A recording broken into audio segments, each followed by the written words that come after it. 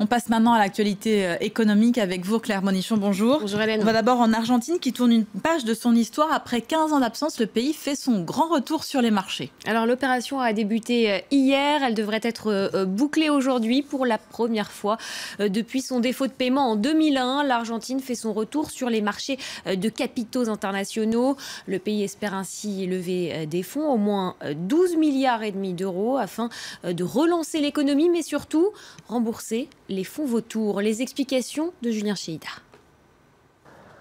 Plus de 12 milliards de dollars. Une somme record pour l'Argentine qui n'était plus présente sur les marchés depuis sa faillite générale en 2001. Au pouvoir depuis décembre, le président de droite, Mauricio Macri, enterre ainsi la politique protectionniste de l'ancienne présidente, Cristina Kirchner.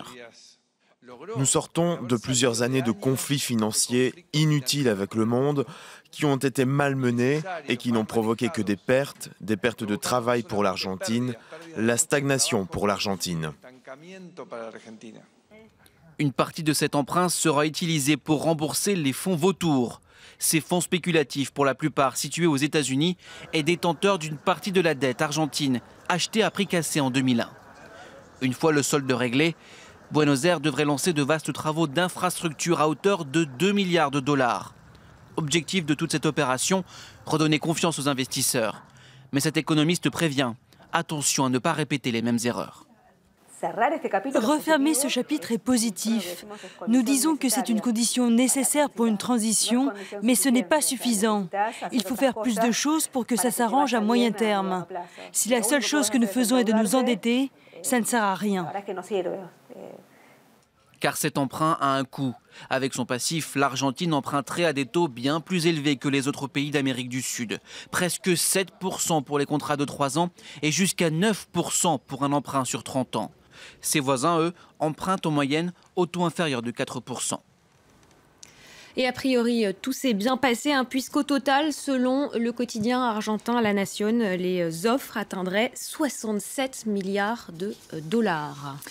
Et ça nous amène à la tendance sur les marchés en Asie. Ça a l'air plutôt solide ce matin. Oui, le pétrole est en très légère baisse en ce moment. Les cours sont finalement peu affectés par l'échec de la réunion de Doha dimanche sur un gel de la production. Vous le voyez, le brut léger américain qui baisse de 0,08%, le Brent 0,37% de baisse, un recul modéré, notamment à cause du Koweït, le 4e producteur mondial, puisqu'une grève touche le pays depuis dimanche dans le secteur pétrolier et y aurait réduit de 60% la production journalière. Et alors que le pétrole, on le voit, finit par se stabiliser, sur les principales places asiatiques ce matin, c'est le vert qui domine, surtout à Tokyo. Le Nikkei, vous le voyez, qui rebondit de plus de 3%. L'indice nippon efface quasiment toutes ses pertes d'hier grâce à un repli du yen et à la bonne tenue de Wall Street. La bourse de New York qui a fini sur de nouveaux records. Le Dow Jones a fini à un plus haut depuis l'été dernier. On regarde maintenant le reste de l'actualité économique en bref et en images. Hier, en marge de la visite de François Hollande en Égypte, plusieurs contrats ont été signés. Un contrat notamment pour la vente à l'Égypte d'un satellite de télécom militaire. Ce satellite sera conçu par Airbus et Thales. L'Élysée n'a pas précisé le montant du contrat, mais il est estimé à environ 600 millions d'euros. Toujours selon l'Élysée, la somme totale des contrats conclus durant cette visite du chef de l'État s'élèverait à plus de 2 milliards d'euros. Prévision décevante pour Netflix. Au deuxième trimestre, le spécialiste américain de la vidéo sur Internet n'espère gagner que 2,5 millions d'utilisateurs contre 6,5 millions au premier trimestre.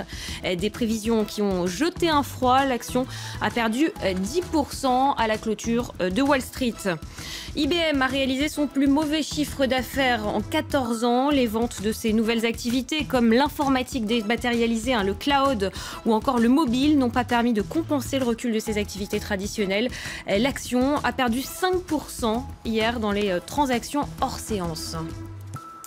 Pour finir, le commerce international du vin a encore un bel avenir devant lui. Oui, avec un bond de 10,6%. Le commerce mondial du vin a généré plus de 28 milliards d'euros en 2015.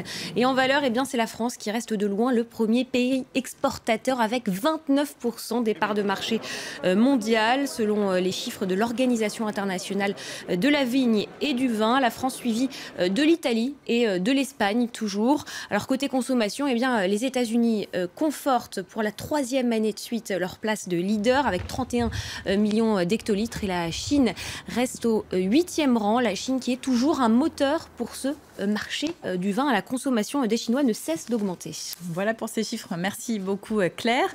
On va maintenant parcourir la presse française avec vous, Sandrine Gomez. Bonjour.